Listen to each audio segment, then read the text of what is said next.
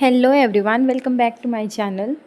स्वागत है आप सबका आज के वीडियो में। आज का वीडियो जो है वो हिंदी साहित्य के मिले जुले प्रश्नों का एक समन्वय है जिसमें हम टॉप 50 क्वेश्चंस करने जा रहे हैं।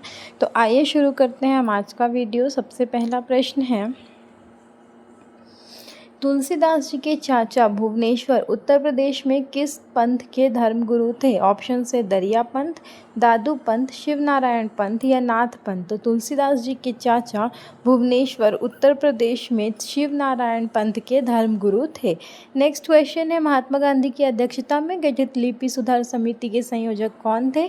ऑप्शन है महादेव गोविंद रानाडे, श्याम सुंदर दास, बाबूराम सक्सेना या काका कालेलकर। महात्मा गांधी की अध्यक्षता में गठित लिपि सुधार समिति के संयोजक थे काका कालेलकर।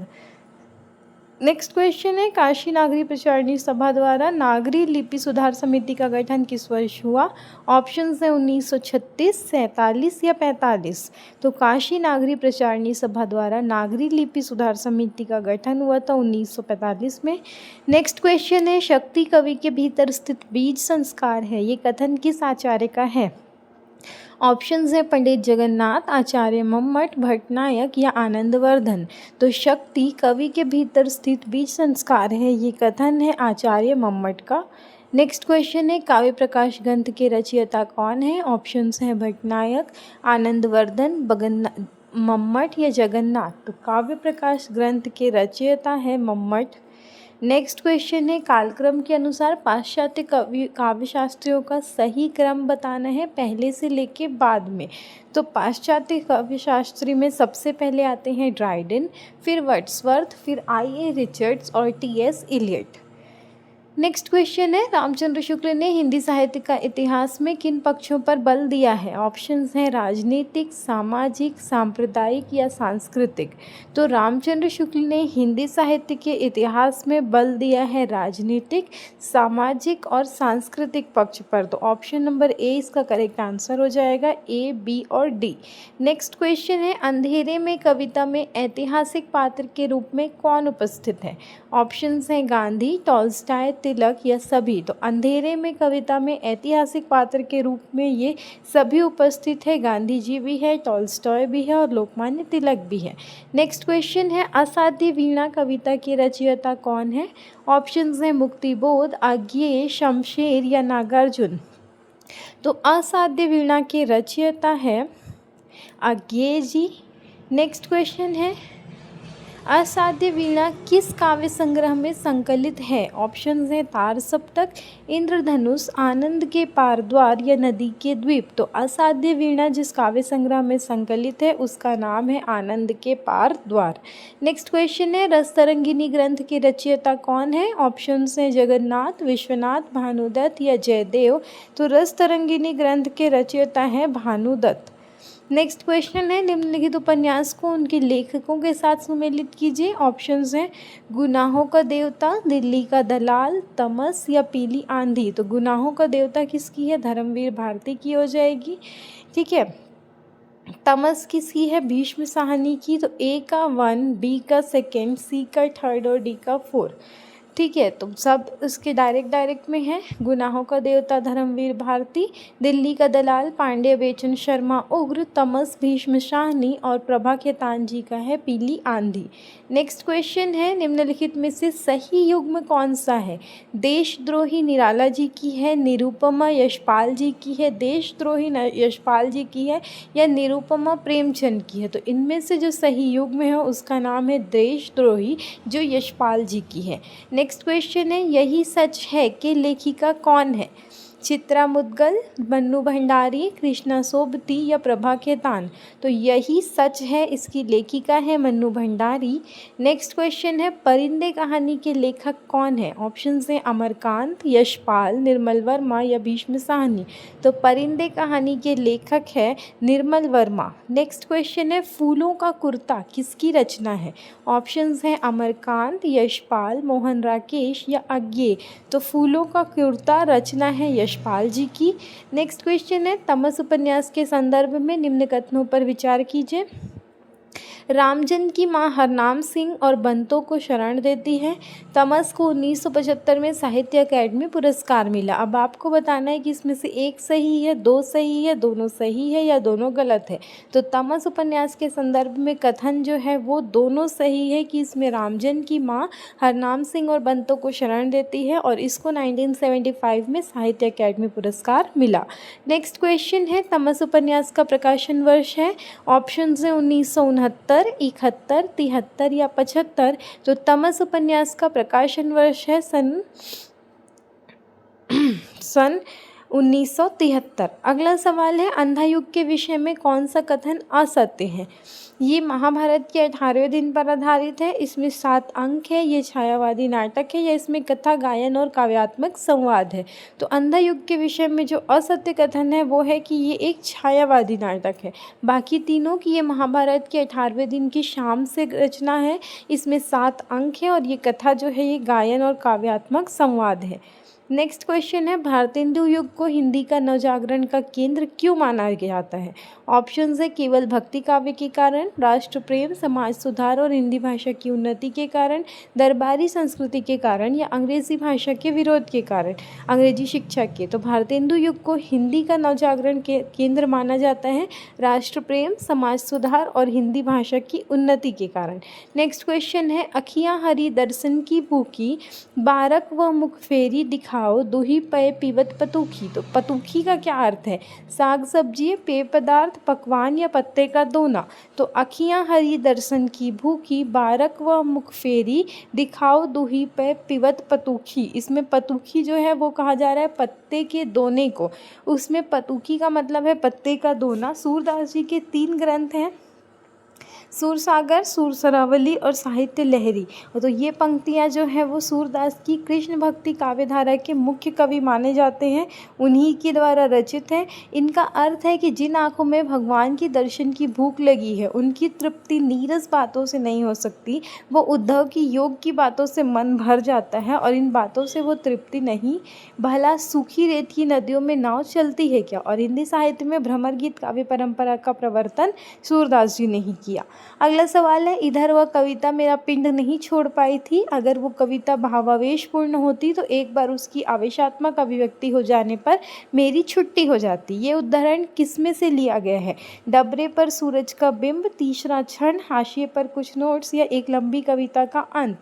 तो इधर वो कविता मेरा पिंड नहीं छोड़ पाई थी, ये उदाहरण जो लिया गया है वो है एक लंबी कविता के अंत से। प्रस्तुत उदाहरण मुक्तिबोध की डायरी, एक साहित्यिक डायरी से लिया गया है। ये डायरी उस सत्य की खोज है जिसके आलोक में कवि अपने अनुभव को सार्वभौमिक अर्थ देता है।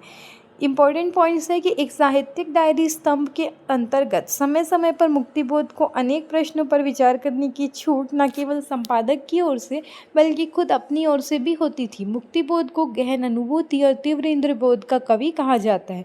मुक्तिबोध की चर्चित रचनाएं हैं अंधेरे में, ब्रह्म राक्षस, अंतःकरण का आयतन और भूल गलती। नेक्स्ट क्वेश्चन है, मेरी तिब्बत यात्रा की भाषा शैली की विशेषताएं क्या है।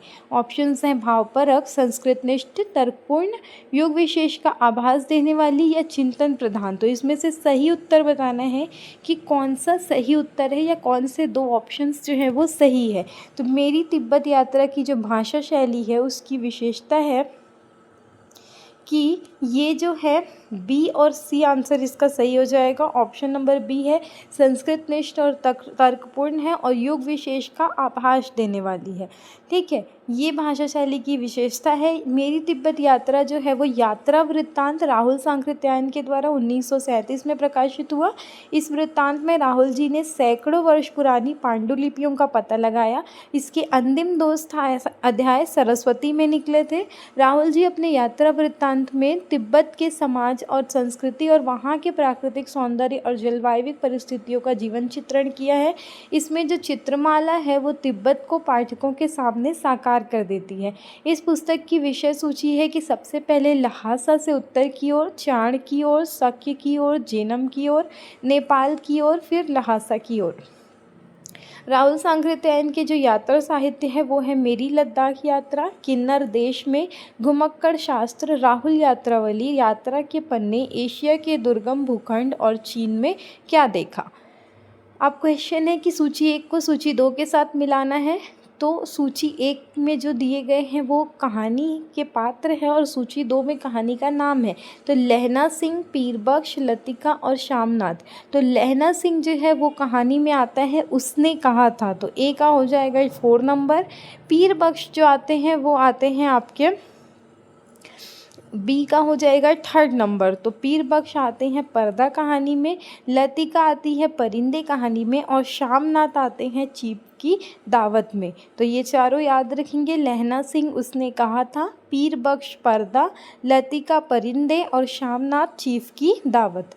अगला सवाल है, मारी री गिरधर गोपाल दूसरा ना क्युआ दथमत घृत काढ़ लयाम डार दया छूया। तो छूया का मतलब क्या है? ऑप्शन है छार, मट्ठा, मथानी या मक्खन। तो माराम री गिरधर गोपाल दूसरा नाम कुयाम दधमथ घृत काढ़ लयाम डार दया छुयाम। इसमें छुयाम का मतलब है मट्ठा। मारी री गिरधर गोपाल जिसमें छुया का मतलब हो जाता है मट्ठा, ये भक्ति काल की प्रसिद्ध कवियत्री मीराबाई के द्वारा रचित है। मीराबाई जो है वो कृष्ण भक्त कवित्री है और इनके गुरु है संत रैदास, जिनको रविदास भी कहा जाता है, और इनकी भक्ति जो है वो है माधुर्य भाव की। पंक्तियों के अर्थ, मेरे तो सर्वस्व गिरधर गोपाल है, किसी अन्य की भक्ति मुझे नहीं करनी, मैंने दूध में से घी निकाल लिया है और व्यर्थ छाछ को फेंक दिया है। मतलब साधु संतों से जो मिला सार तत्व है वो मैंने ग्रहण कर लिया, निस्वार तत्वों को अर्थहीन मानकर छाछ की तरह सजीवन से बाहर फेंक दिया। मुख्य कृतियां हैं गीत गोविंद, टीका, राग गोविंद, राग सोरठा, मलार, राग नरसी जी, कामायरा आदि। नेक्स्ट क्वेश्चन है, असाध्य वीणा अज्ञेय के किस कविता संग्रह में है? ऑप्शंस हैं बावरा अहेरी, इंद्रधनु रौंदे हुए, अरियो करुणा प्रभा में या अंगना के पार द्वार। तो असाध्य वीणा जो है वो है आंगन के पार द्वार में। ये आंगन के पार द्वार कवि संग्रह अज्ञेय जी द्वारा 1961 में लिखा गया है। इनका पूरा नाम था सच्चिदानंद हीरानंद वात्स्यायन अज्ञेय और इन्होंने तार सप्तक के प्रेरणता और प्रयोगवादी कवि हैं। असाध्य वीणा जो है वो पूरी तरीके से प्रतीकात्मक कविता है। किरीटी तरु परम सत्य का प्रतीक है। उसने बनाई गई वीणा सत्य की उपलब्धि का साधन मार्ग है और वीणा से जो निकलने वाला संगीत है वो परमात्मा की अभिव्यक्ति है। ये सत्य हर व्यक्ति को अपनी भावनाओं के अनुसार उपलब्ध होता है। मुख्य काव्य संग्रह जो है वो अज्ञेय जी का वो है भग्नदूत, चिंता, इत्यलम, हरी घास पर क्षण भर, भावरा अहेरी, इंद्रधनुष रौंदे हुए, अरियो करुणा प्रभा में। नेक्स्ट क्वेश्चन एडिशनल इन्फॉर्मेशन है कि बच्चन सिंह जो है वो अपनी सोच और तकनीक में आधुनिक है। अज्ञेय की प्रकृति प्रेम में एक विराटता, एकांत और सन्नाटा मिलेगा। रामस्वरूप चतुर्वेदी जी जो है वो आधुनिक साहित्य में मानवीय व्यक्तित्व और उसकी सर्जनात्मकता की सबसे गहरी चिंता अज्ञेय जी की कृतित्व में मिलती है। नेक्स्ट क्वेश्चन देखेंगे। नेक्स्ट क्वेश्चन है, निम्नलिखित वाक्य किस कहानी से लिया गया है? खून का वो आखिरी कतरा जो वतन की हिफाजत में गिरे दुनिया की सबसे अनमोल चीज़ है। ऑप्शंस हैं आहुति, दुनिया का सबसे अनमोल रतन, सुभागी या मंत्र। तो खून का वो आखिरी कतरा जो वतन की हिफाजत में गिरे दुनिया की सबसे अनमोल चीज़ है, ये है दुनिया का सबसे अनमोल रतन कहानी से। ये जो है 1907 में प्रेमचंद जी के द्वारा रचित कहानी है जो सोजे वतन कहानी संग्रह में संग्रहित है और इसके मुख्य पात्र है दिलफरेब और दिलफिगार। प्रेमचंद जी का दूसरा नाम था धनपत राय और उर्दू में वो नवाब राय नाम से कहानी लिखते थे। उनकी पहली उर्दू कहानी संग्रह का नाम है सोजे वतन जो 1908 में कानपुर से ज़माना प्रेस से प्रकाशित हुई। पहली हिंदी कहानी संग्रह है उनका सप्त सरोज। मुख्य कहानी संग्रह में नवनिधि, प्रेम पूर्णिमा, प्रेम प्रसून, सप्तसुमन, कफन ये आते हैं। उनकी मुख्य कहानियाँ हैं बड़े घर की बेटी, नमक का दरोगा, पंच परमेश्वर, बूढ़ी काकी, सवा सेर गेहूँ, पूस की रात, दो बैलों की कथा या कफन। प्रेमचंद सबसे उत्तम कहानी वो होती है जिसका आधार किसी मनोवैज्ञानिक स्तर पर होता है, ये कहा था प्रेमचंद जी ने। नेक्स्ट क्वेश्चन है, घनानंद की कविता में से कौन सी विशेषता नहीं पाई जाती? भाषा की लाक्षणिकता, भाषा की व्यंजकता, उक्ति वैचित्र या संध्या भाषा। तो घनानंद की कविताएं जो मिलेंगी वो ब्रज भाषा में मिलेगी, वो संध्या भाषा में नहीं मिलेंगी। ठीक है, वो रीति काव्य की रीति मुक्त धारा के कवि हैं। उनकी भाषा परिष्कृत और साहित्यिक ब्रज भाषा है। उसमें कोमलता और मधुरता का विकास दिखाई देता है और भाषा की व्यंजकता बढ़ाने में कुशल थे। वो ब्रज भाषा के प्रवीण नहीं थे पर सर्जनात्मक काव्य भाषा के प्रणेता भी थे। घनानंद मुग़ल बादशाह मोहम्मद के मीर मुंशी थे और इनकी सुजान नाम की प्रेमिका थी। तो वो सुजान के लिए पहले कविता लिखते थे, फिर बाद में जब वो उससे बिछड़ गए तो वो वृंदावन चले गए और वहाँ वो कृष्ण जी के भक्त बने और कृष्ण जी का नाम भी उन्होंने सुजान रख कर वो कविता लिखते थे। तो उनकी कविताओं में सुजान का नाम दो तरीके से आता है, एक प्रेयसी के रूप में और एक भगवान के रूप में। ठीक है, उनकी रचनाएं हैं सुजान हित, कृपाकंद निबंध, वियोग बेली, इश्क लता, यमुना यश, प्रीति पावस, प्रेम पत्रिका, प्रेम सरोवर, ब्रजविलास, रस वसंत, अनुभव चंद्रिका या रंग बधाई। रामचंद्र शुक्ल जी ने इनको बोला था कि इनकी सी विशुद्ध सरस और शक्तिशालिनी ब्रज भाषा लिखने में और कोई कवि समर्थ नहीं हुआ। विशुद्धता के साथ प्रौढ़ता और माधुर्य भी अपूर्व ही है और विप्रलंब श्रृंगार ही अधिकतर इन्होंने लिखा है। बच्चन सिंह जो है वो घनानंद प्रेम की यातना के कवि है। इनकी भाषा जो संध्या भाषा बताई गई है वो सिद्धों द्वारा अपनी अंतर साधनात्मक अनुभूतियों को व्यक्त करने के लिए प्रयुक्त भाषा है और इसमें प्रतीकों के सहारे अंत साधनात्मक अनुभूतियों को व्यक्त किया जाता है, इसलिए इसका तात्पर्य प्रतीकों के खुलने पर ही प्रकट होता है। नेक्स्ट क्वेश्चन है, उस युवती के प्रति मेरे मन में जो प्रेम और श्रद्धा है वो ऐसी है कि अगर मैं उसकी ओर वासना से देखूं तो आंखें फूट जाए। ये संवाद गोदान उपन्यास के किन दो पात्रों के बीच हुआ है? ऑप्शंस है मेहता और मालती, खन्ना और गोविंदी, मिर्ज़ा खुर्शीद और मेहता या राय अमरपाल सिंह और मालती। तो उस युवती के प्रति मेरे मन में जो प्रेम और श्रद्धा है कि वो ऐसी है कि अगर मैं उसकी ओर वासना से देखूं तो आंखें फूट जाए। ये संवाद गोदान उपन्यास के जिन दो पात्रों के बीच है उनका नाम है मेहता और मालती। गोदान 1936 में मुंशी प्रेमचंद जी के द्वारा रचित ग्रामीण और शहरी जीवन की कथा पर आधारित किसान जीवन की महाकाव्यात्मक गाथा है। इसमें प्रेमचंद जी ने किसी एक समस्या को उठाने की बजाय तत्कालीन भारतीय समाज की हर समस्या को एक साथ उठाया है। इसके प्रमुख पात्र है गोबर, धनिया, होरी, सोना, रूपा, झुनिया, सीलिया, मेहता, मालती, राय, अमरपाल सिंह, खन्ना और गोविंदी। इंपॉर्टेंट पॉइंट्स है कि मुख्य पात्र परिचय देख लेते हैं कि हीरो जो है वो होरी जो है वो केंद्रीय पात्र है, एक गरीब किसान है। धनिया होरी की पत्नी है और जुझारू पात्र है। डॉक्टर मेहता दर्शन शास्त्र के विद्वान और प्रोफेसर हैं। मिस मालती आधुनिक स्त्री डॉक्टर है। मिस्टर खन्ना मिल मालिक और बैंकर है। गोविंदी खन्ना की पत्नी और आदर्श भारतीय नारी है। मुख्य संवाद है कि जब दूसरे के पांव तले अपनी गर्दन दबी हुई है तो उन पांवों को सहलाने में ही कुशल है। ये होरी धनिया से नारी हृदय धरती के समान है, जिससे मिठास भी मिल सकती है, कड़वापन भी, उसके अंदर पढ़ने वाले बीच में जैसी शक्ति हो। ये मेहता गोविंदी से बोलते हैं। प्रेमचंद जी की और उपन्यास है प्रेमा, सेवा सदन, रंगभूमि, कायाकल्प, गबन और कर्म भूमि। नेक्स्ट क्वेश्चन है, तमस उपन्यास का पात्र इसमें से कौन नहीं है? रत्तो, नत्थु, रिचर्ड या हयात बख्श। तो तमस उपन्यास का पात्र नहीं है, उसका नाम है रत्तो भीष्म साहनी जी के द्वारा रचित उपन्यास है तमस, जो 1974 के मार्च अप्रैल में पंजाब में हुए भयानक सांप्रदायिक दंगों पर आधारित है, जिसमें लाहौर के आसपास के 5 दिन की कहानी है। ये उपन्यास 2 खंडों में है। पहला है सांप्रदायिक तनाव की कहानी और दूसरा है अनेक गाँव उपन्यास की परिधि में आते हैं। इसमें सांप्रदायिक उन्माद के चित्रण के साथ साथ उन स्थितियों और कारणों का चित्रण हुआ है जिसके फलस्वरूप आपसी वैमनस्य ने दंगों का रूप ले लिया। ब्रिटिश शासन का और उसके कारिंदों के दंगे भड़काने की योजना का सूत्रधार चित्रित किया गया है। नेक्स्ट क्वेश्चन है, अच्छा, इसके मुख्य पात्र हैं नत्थू, मुराद अली, बख्श जी, मेहता जी, रिचर्ड, लीजा, हरनाम सिंह, बंतो, राजू। नत्थू जो है वो निम्न वर्गीय पात्र है, जाति से चमार है, भोला और सीधा साधा आदमी है।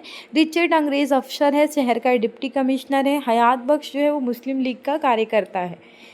अगला सवाल है, निम्नलिखित में से गोदान उपन्यास में वर्णित गांव कौन सा है? गंगौली, सेमरी, बेलारी या मेरीगंज।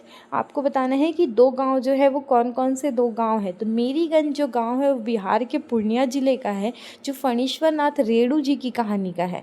वो गोदान उपन्यास में नहीं आता है।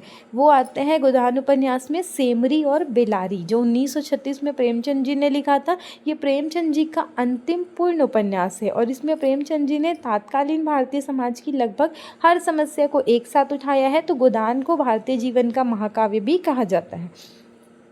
इसके मुख्य पात्र आपको मिलेंगे होरी, गोबर, पंडित दाता दीन, पंडित माता दीन, डॉक्टर मेहता, मिस्टर खन्ना, ओंकार नाथ, मिर्जा खुर्शीद और संपादक। मुख्य स्त्री पात्र में है धनिया, सोना, रूपा, मिस मालती, सरोज और गोविंदी। प्रेमचंद्र जी के जो अन्य उपन्यास है वो है प्रेमा, जो हिंदुओं में विधवा विवाह की समस्या का चित्रण है। सेवा सदन वैश्य जीवन से संबंध समस्या का चित्रण है। वरदान प्रेम और विवाह की समस्या का चित्रण है। प्रेमाश्रम औपनिवेशिक शासन में जमींदारों और किसानों के संबंध का चित्रण है। और निर्मला जो है वो दहेज व अनमेल विवाह की समस्या का चित्रण है। नेक्स्ट क्वेश्चन है परिंदे कहानी के पात्र है। ऑप्शन है रिचर्ड, डॉक्टर मुखर्जी, रामधन या मिस्टर हार्बर्ट। तो कौन कौन से करेक्ट आंसर हो जाएंगे? परिंदे कहानी निर्मल वर्मा जी की कहानी है। इसके पात्र है डॉक्टर मुखर्जी और मिस्टर ह्यूबर्ट। लतिका इस कहानी की नायिका है जो केंद्र बिंदु है। सुधा हॉस्टल में शायद सबसे अधिक लोकप्रिय लड़की है। जूली हॉस्टल की लड़की है जिसका प्रेम पत्र लतिका के हाथ में लग गया है। करीमुद्दीन हॉस्टल का नौकर है जो मिलिट्री में अर्दली रह चुका था। और इसके दूसरे पात्र है doctor Mukherjee, mister Hubert, principal miss Wood और गिरीश नेगी। परिंदे कहानी निर्मल वर्मा की रचना है। 1956 ईस्वी की रचना है जिसका प्रकाशन 1960 में हुआ। ये एक दुनिया समानांतर में संकलित है। कई विद्वानों ने इस कहानी से नई कहानी आंदोलन की शुरुआत मानी है। ये कहानी लतिका नाम के पात्र के इर्द गिर्द घूमती है। इसमें रामधन बाबा जी का भोग जो है वो कहानी का पात्र है। इसके लेखक प्रेमचंद है। रिचर्ड जो है वो तमस उपन्यास का पात्र है। तमस भीष्म शाहनी जी का उपन्यास है। प्रमुख पात्र है वानप्रस्थ जी, मुराद अली, नत्थू जनरैल सिंह, हरनाम सिंह, रिचर्ड, बख्शी जी, लीजा, बंतो, रजो और शहनाज। नेक्स्ट क्वेश्चन है अरे यावर रहेगा याद। इसमें सम्मिलित है माजुली, धरती का धनी, 20वीं सदी का बाणभट्ट या बहता पानी निर्मला। तो अरे यावर याद रहेगा याद इसमें सम्मिलित है माजुली और बहता पानी निर्मला। ये जो है एक यात्रा संस्मरण है जिसमें अज्ञे ने माजुली द्वीप का वर्णन किया है। माजुली जो है वो एक नदी द्वीप है। ठीक है, इन्होंने इस किताब में पूर्वोत्तर के कुछ ऐसे इलाकों जैसे कस्बों, जंगलों, माजुली जैसे द्वीप के बारे में बताया जहाँ के बारे में उत्तर भारत के लोग नहीं जानते या फिर बहुत कम जानते हैं। अरे यायावर रहेगा याद में 8 भाग है। जो 8 भाग है उसमें से 8 भाग के नाम दिए गए हैं। परशुराम से तुरखम, किरणों की खोज में, देवताओं की अंचल में, मौत की घाटी में, एलूर, माजुली, बहता पानी निर्मला या सागर सोवित मेघ मेखलित। नेक्स्ट इसके बारे में देखते हैं कि अरे यायावर याद रहेगा अज्ञे जी का यात्रा संस्मरण है। इसकी रचना 1953 में हुई थी और यात्रा संस्मरण है उनकी एक बूंद सहसा उछली और जन जानकी। नेक्स्ट क्वेश्चन है प्रकाशन वर्ष के अनुसार जयशंकर प्रसाद की कहानियों का सही अनुक्रम बताना है। तो जयशंकर प्रसाद जी की कहानियाँ सबसे पहले आती है ग्राम, फिर आती है गुणदर साई, आकाशदीप, फिर इंद्रजाल। जयशंकर प्रसाद जो कवि है, कहानीकार है, नाटककार है, निबंधकार है और उपन्यासकार है और छायावाद के 4 प्रमुख स्तंभों में से एक है। इनकी प्रमुख कहानियां हैं अघोरी का मुंह, अमिट स्मृति, ग्राम गीत, चक्रवर्ती का स्तंभ आदि। प्रमुख कहानी संग्रह इनकी है छाया, प्रतिध्वनि, आकाशदीप, आंधी, इंद्रजाल, ग्राम, प्रथम और इनकी कहानियाँ इंदु पत्रिका में प्रकाशित हुई थी। नेक्स्ट है आकाशदीप जो है वो कर्तव्य और वैयक्तिक प्रेम के अंतर्द्वंद में कर्तव्य के आगे प्रेम के त्याग का आदर्श स्थापित किया गया है। इंद्रजाल जो कहानी संग्रह है इसमें 14 कहानियों को संकलित किया गया है जिसमें इंद्रजाल, छोटा जादूगर आदि प्रमुख है। अभिकथन है हिंदी की देवनागरी लिपि को वैज्ञानिक लिपि माना जाता है। कारण दिया है क्योंकि इसमें जैसा लिखा जाता है वैसा ही बोला जाता है। तो इसमें आपको बताना है कि क्या सही है क्या गलत है। तो हिंदी की देवनागरी लिपि को वैज्ञानिक लिपि माना जाता है क्योंकि इसमें जैसा लिखा जाता है वैसा ही बोला जाता है। तो दोनों कथन सत्य है और कारण कथन की सही व्याख्या करता है। ठीक है, हिंदी साहित्य की जो लिपि है देवनागरी, इनको वैज्ञानिक इसलिए मानते हैं क्योंकि ये ध्वन्यात्मक सिद्धांत पर है। ठीक है, उसी प्रकार का उच्चारण होता है जिस प्रकार शब्द लिखा जाता है, इसलिए ध्वनि और अक्षरों के बीच संबंध स्पष्ट होता है जिससे भाषा को सीखना और समझना आसान होता है। इसीलिए देवनागरी लिपि को वैज्ञानिक बोला जाता है।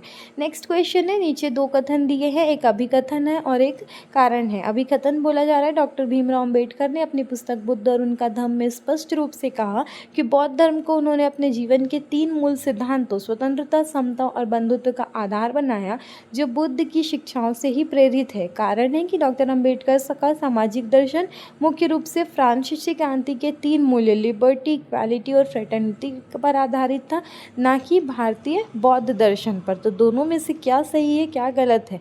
तो ए सही है, आर गलत है। अम्बेडकर जी ने बार बार कहा है कि उनके 3 सिद्धांत हैं, स्वतंत्रता, समता और भ्रातृभाव, जो कि बुद्ध की शिक्षाओं से ली गए हैं, और इसमें बोला जा रहा है फ्रांसीसी क्रांति से, तो वो गलत है। ठीक है, इन्होंने पश्चिमी मूल्यों को बौद्ध धर्म के माध्यम से भारतीय संदर्भ में डाला, ना कि पश्चिमी क्रांति को ही आधार बनाया। नेक्स्ट है, मेरे जहन में औरत वफा और त्याग की मूर्ति है, जो अपनी बेज़बानी से, अपनी कुर्बानी से अपने को बिल्कुल मिटाकर पति की आत्मा का एक अंश बन जाती है। ये कथन गोदान उपन्यास के किस पात्र का कथन है? ऑप्शंस हैं राय साहब, मेहता, मिर्ज़ा खुर्शीद और ओंकार नाथ। तो ये कथन है मेहता का, जो ये बोलते हैं कि देह पुरुष की रहती है और आत्मा स्त्री की होती है। आप कहेंगे मर्द अपने को क्यों नहीं मिटाता, औरत से ही क्यों आशा करता है? तो मर्द में सामर्थ्य ही नहीं है। ठीक है, नेक्स्ट है, देवरानी जेठानी कहानी उपन्यास के पात्रों को उनकी विशेषताओं के आधार पर मिलाना है। छोटे लाल में शादी, छोटे लाल, मुलिया, नन्हे और पार्वती। तो छोटे लाल कौन है, मुलिया कौन है, नन्हे कौन है और पार्वती कौन है, इनकी विशेषताओं से मिलाना है। तो देवरानी जेठानी कहानी के उपन्यास के हैं, देखिए, ए का सेकेंड, बी का थर्ड, सी का फोर्थ और डी का 1। तो छोटे लाल जो है वो लाला सर्वसुख का छोटा बेटा है, रेलवे दफ्तर में नौकरी करता है। मुलिया जो है वो दौलत राम की पुत्री है, नन्हे छोटे लाल का बड़ा बेटा है, और पार्वती लाला सर्वसुख की बड़ी बेटी है, जो दिल्ली में शादी हुई है। ठीक है, नेक्स्ट क्वेश्चन है, देवरानी जेठानी कहानी उपन्यास के पात्रों को उनकी विशेषताओं के आधार पर मिलाना है। तो ज्ञानो जेठानी है, आनंदी देवरानी है, लाला सर्वसुख है और दौलत राम है। तो इनको आपको मिलाना है। तो ऑप्शंस हैं, ए का सेकेंड, बी का फर्स्ट, सी का थर्ड, डी का फोर्थ। तो ज्ञानो जो है वो अनपढ़, झगड़ालू और घर की जेठानी है। आनंदी जो है वो व्यवहार कुशल, विवेकशील, सुशिक्षित और गुणवान स्त्री है। लाला सर्वसुख जो है वो मेरठ का अग्रवाल बनिया है, जो पुरुषार्थ से दौलत कमाता है, और दौलत राम लाला सर्वसुख का बड़ा बेटा है, जो पिता के व्यवसाय में सहयोगी है। नेक्स्ट क्वेश्चन, पश्चिमी हिंदी की बोली इसमें से कौन सी नहीं है? ब्रजभाषा, खड़ी बोली, मगही और बुंदेली। तो जो पश्चिमी हिंदी की बोली नहीं है वो है मगही, जो पश्चिमी बिहारी हिंदी की उपभाषा है। मागधी अपभ्रंश का एक रूप है। ये बिहार के पटना, गया, मुंगेर, जहानाबाद, नालंदा, झारखंड, पलामू, हजारीबाग के क्षेत्र में बोली जाती है। ये शौरसेनी अपभ्रंश की भाषा है। कौन? पश्चिमी हिंदी। और मागधी अपभ्रंश की भाषा है मगही। इसके अंतर्गत कौन कौन आती है? शौरसेनी अपभ्रंश के अंतर्गत आती हैं ब्रजभाषा, कन्नौजी, बुंदेली, कौरवी, हरियाणवी और दक्षिणी। खड़ी बोली पश्चिमी हिंदी की बोली है, जिसको कौरवी भी कहा जाता है। बुंदेली भी पश्चिमी हिंदी की बोली है। और बिहारी हिंदी के अंतर्गत आएंगे भोजपुरी, मगही और मैथिली। जयद्रथ वध किस लेखक या लेखिका की कृति है? ऑप्शंस है जयशंकर प्रसाद, सुमित्रानंदन पंत, महादेवी वर्मा या मैथिली शरण गुप्त। तो जयद्रथ वध जो है वो मैथिली शरण गुप्त जी की रचना है। वो महाभारत के एक पात्र पर आधारित एक महत्वपूर्ण रचना है, जिसके लेखक राष्ट्रकवि मैथिली शरण गुप्त है। ये एक खंड काव्य है जो हरिगीतिका छंद में रचा गया है, और गुप्त जी ने खड़ी बोली के महत्वपूर्ण कवियों के रूप में अपनी पहचान बनाई है। नेक्स्ट क्वेश्चन है, कुंडलियाँ छंद किन दो छंदों के योग से बनता है? ऑप्शंस हैं दोहा रोला, दोहा उल्लाला, दोहा सूठा या रोला उल्लाला। तो कुंडलियाँ छंद जिन दो छंदों के योग से बना है उसका नाम है दोहा और रोला।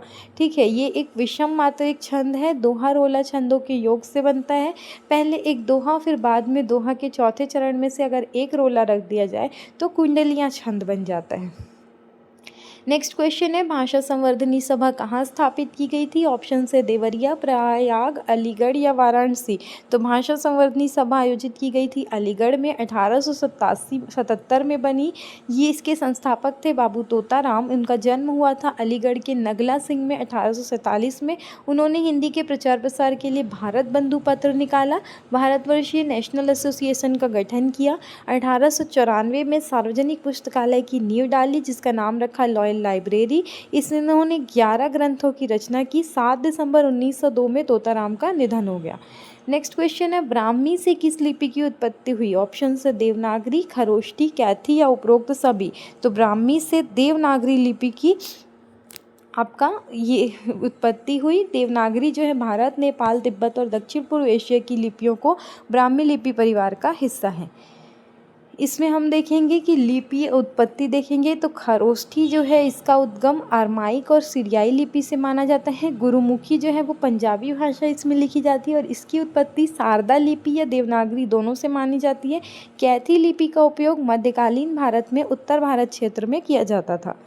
लज्जा किस लेखिका की कृति है? ऑप्शंस हैं तस्लीमा नसरीन, यशपाल, कन्हैयालाल या जैनेंद्र कुमार। तो लज्जा जो है वो तस्लीमा नसरीन की कृति है जो 1993 में एक बांग्ला उपन्यास है। इसमें रचनाकार की जो प्रमुख रचनाएं हैं वो हैं यशपाल, झूठा सच, तेरी मेरी उसकी बात, दादा कॉमरेड, फूलों का कुर्ता। तस्लीमा नसरीन की कृतियां हैं लज्जा, अमार, मेबाला। कन्हैयालाल की कृतियां हैं लोपामुद्रा, लोमर्शिनी। जैनेंद्र कुमार की कृतियां हैं परख, सुनीता, त्यागपत्र और कल्याणी। तो ये थे हमारे आज के टॉप 50 प्रश्न। आई होप ये वीडियो आपके लिए हेल्पफुल हो। Thank you, have a nice day.